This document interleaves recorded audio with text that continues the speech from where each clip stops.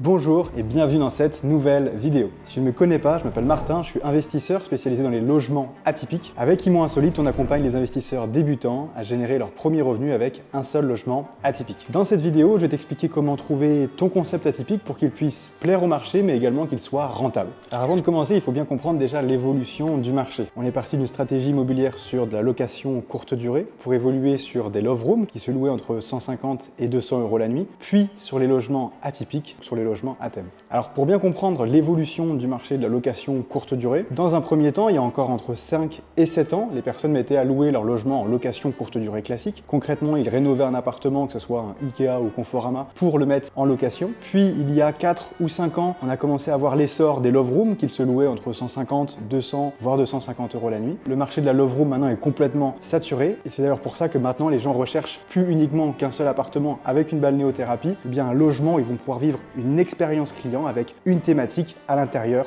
du logement. Alors première partie, pour trouver son concept atypique, dans un premier temps, ce que je vous invite à faire, c'est de rassembler l'ensemble de vos idées, que ce soit vos expériences personnelles, ça peut être des voyages, ça peut être des films. Une fois que toutes ces idées sont rassemblées, l'idée ça va être de les confronter au marché. Déjà dans un premier temps, de savoir s'il y a une demande par rapport à votre thématique. Si on reprend la thématique du voyage, on peut regarder concrètement où est-ce que regardent les Français pour partir en vacances. Si on reprend l'expérience des films, on va regarder s'il y a des grosses communautés, ça peut être sur Harry Potter, Le Seigneur des Anneaux, Game of Thrones, bref, il faut regarder s'il y a vraiment un engouement pour le marché, pour votre thématique. Une fois que toutes ces idées sont rassemblées, il va falloir les confronter au marché. Concrètement, est-ce que les voyageurs seraient prêts à venir dans votre concept? Pour cela, vous pouvez vous rendre sur Google Actualité, vous rendre sur les différents concepts. Où est-ce que partent les voyageurs en vacances? Est-ce qu'il y a des grosses communautés au niveau des films? Vous pouvez demander à vos proches, à vos amis, vous pouvez faire des sondages également pour comprendre si votre concept va être réellement rentable. Maintenant que vous avez rassemblé l'ensemble de vos idées, une problématique va se poser. Comment être sûr que mon logement soit rentable? Est-ce que si je mets plus d'argent dans les travaux, je vais pouvoir forcément louer plus cher?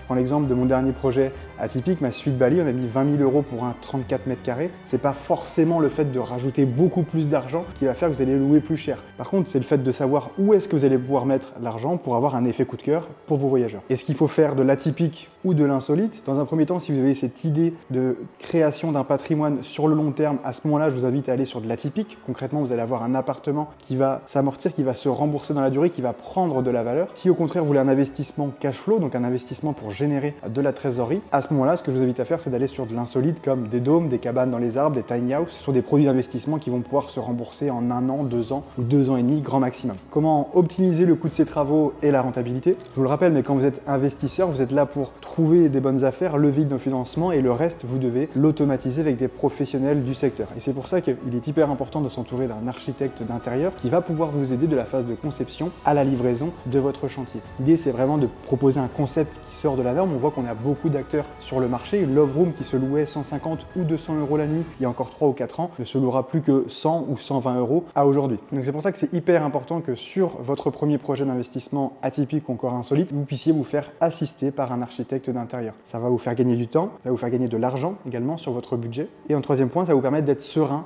sur votre investissement clé en main. Et enfin, une nouvelle question, par où commencer? Forcément, c'est un nouveau marché. Très peu d'acteurs connaissent véritablement l'atypique, mais également l'insolite. Dans un premier temps, ce que je vous invite à faire, c'est de vous former sur ces notions d'investissement atypique, mais également d'investissement insolite, de façon à rentabiliser votre projet. Je vois trop de personnes qui commencent à se lancer sur de l'atypique, qui veulent faire forcément juste une love room, et les chiffres ne sont pas au résultat. Ou alors encore des personnes qui veulent lancer leur thématique, lancer un concept, sauf que ce concept ne plaît pas au marché. Donc forcément, ces logements ne sont pas aussi rentable qu'espéré. D'ailleurs, si vous avez des questions par rapport à votre projet d'investissement immobilier atypique ou insolite, que ce soit sur l'étude de marché, sur la création de votre concept ou encore sur la rénovation de votre logement ou encore l'automatisation de votre logement, ce que je vous invite à faire, c'est de réserver un rendez-vous en cliquant dans le lien sur la description. Je répondrai à l'ensemble de vos questions tout en vous proposant un plan d'action clé en main. Troisième partie, les actions à mettre en place pour être sûr que son logement atypique soit rentable. On a vu dans un premier temps l'importance de mettre l'ensemble de ces idées dans son concept. On a pu analyser les différentes problématiques que vous pouvez rencontrer lorsque vous voulez créer un logement atypique. On va regarder maintenant quelles sont les actions à mettre en place pour être certain d'être rentable avec un thème qui plaît à votre marché. Dans un premier temps, ce que je vous invite à faire, c'est de faire une veille concurrentielle sur l'ensemble des logements de votre secteur. Avec cette veille concurrentielle, vous allez pouvoir regarder quel concept a été mis en place, quels sont les prix pratiqués à la nuitée, et est-ce que forcément le calendrier de réservation est complet ou non. Ça va vous permettre de reprendre une idée existante et de pouvoir l'améliorer sur votre projet d'investissement immobilier. Si le thème fonctionne, ce que je vous invite à faire, c'est de reprendre l'idée en l'améliorant de votre côté. Si le thème, vous voyez que ça ne fonctionne pas, à ce moment-là, posez-vous des questions. Pourquoi ça ne se loue pas? Si ça ne se loue pas, le mieux, c'est de ne pas reprendre ce concept. Deuxième point, reprendre un concept qui fonctionne et le faire en mieux. Si vous analysez un logement dans votre secteur à moins d'une heure autour de chez vous qui fonctionne réellement avec des vrais prix et une vraie rentabilité, à ce moment-là, ce que je vous invite à faire, c'est de récupérer le concept, récupérer le thème et l'améliorer. On peut l'améliorer sur la décoration, on peut l'améliorer sur les services que l'on va proposer, mais on peut l'améliorer également sur l'architecture. Je vois trop souvent de concepts qui sont pas assez poussés, qui sont encore trop kitsch selon moi, et il y a des concepts qui sont très bons, avec des très bonnes idées, des très bons concepts, mais vous pouvez les réaméliorer, les faire en mieux. On prendrait l'exemple des jungle rooms. Les jungle rooms, c'est vu et revu maintenant. L'idée, c'est vraiment de pousser le concept en créant un univers pour votre voyageur. Ça peut être des équipements avec une balnéothérapie, ça peut être des services supplémentaires avec par exemple des ventes additionnelles, ça peut être de l'animation supplémentaire, ça peut être des jeux d'arcade, ça peut être de créer une pièce secrète à l'intérieur du logement. Troisième point, s'implanter dans un secteur attractif encore inoccupé par les investisseurs au niveau de l'atypique. Dans cette stratégie, l'idée c'est d'analyser un secteur qui soit rentable et de vous implanter en tant que nouvel investisseur. L'idée, ça va être de respecter pour vous un cahier des charges sur votre étude de marché avec des contraintes d'infrastructure. Est-ce que la ville a des infrastructures? Est-ce que la ville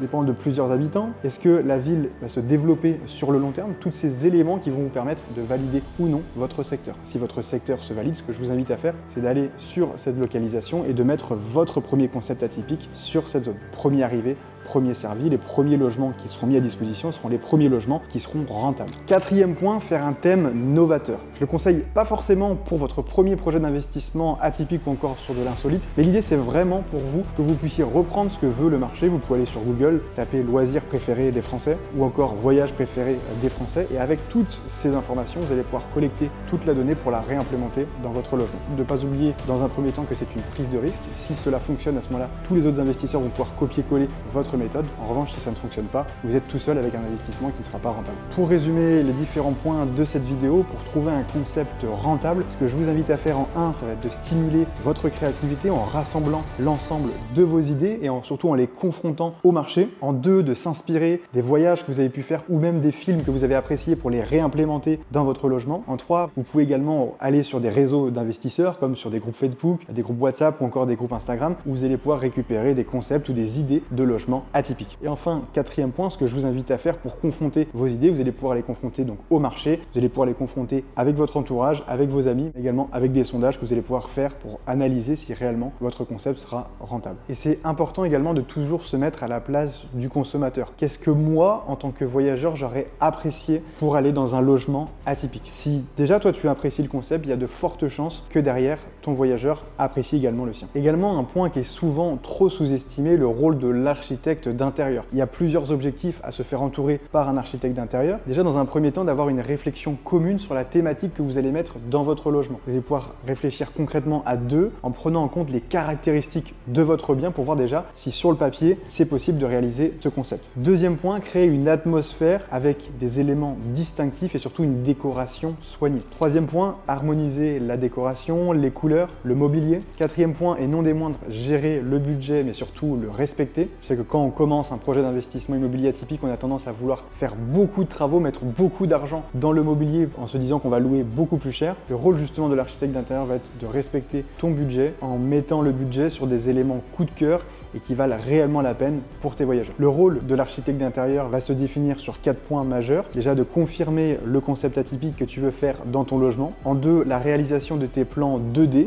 donc sur toute la partie opérationnelle. En 3, la réalisation des plans 3D, de façon à ce que tu puisses te projeter dans le logement. Quatrième point, la réalisation des plans techniques. Concrètement, ça va être un guide complet pour tes artisans. Et enfin, dernier point, le suivi de chantier qui peut être effectué par ton architecte d'intérieur jusqu'à la livraison de ton logement. Petit point d'attention, attention aux ouvertures. Je pense notamment si vous comptez mettre une balnéothérapie, un sauna ou même un hammam. On a plusieurs participants qu'on accompagne de notre côté. Vérifiez toujours les dimensions de votre balnéothérapie ou de vos équipements. À bien regarder si ça passe au niveau des ouvertures, que ce soit au niveau de la porte d'entrée, au niveau de la baie vitrée ou même au niveau des fenêtres. C'est hyper important de vérifier. J'ai été embêté moi à un certain moment logement et je vous avoue que c'est pas forcément ce que vous souhaitez faire vous de votre côté. Alors avant même de sélectionner vos équipements, prenez bien les mesures de vos ouvertures, ce qui va vous permettre d'être serein quant à l'importation de vos équipements dans le logement. Voilà, on arrive à la fin de cette vidéo. J'espère que vous avez pris autant de plaisir à la regarder que j'ai pris à la tourner. Pour rappel, les points essentiels, donc de trouver des concepts que vous appréciez de votre côté. Deuxième point, les confronter au marché. Troisième point, si vous, ce que vous aimez et ce que le marché souhaite de votre concept, à ce moment-là, créer une synergie pour pouvoir valider votre offre de logement atypique. Quatrième point, reprendre un concept existant et l'améliorer. Et enfin, cinquième point, créer un logement haut de gamme. Peu importe le type de logement que vous ferez, à partir du moment où votre logement est haut de gamme, vous aurez toujours une clientèle qui sera prête à payer très cher pour venir dans votre logement. Voilà, j'espère que cette vidéo vous a plu. N'hésitez pas à la liker, commenter ou partager à quelqu'un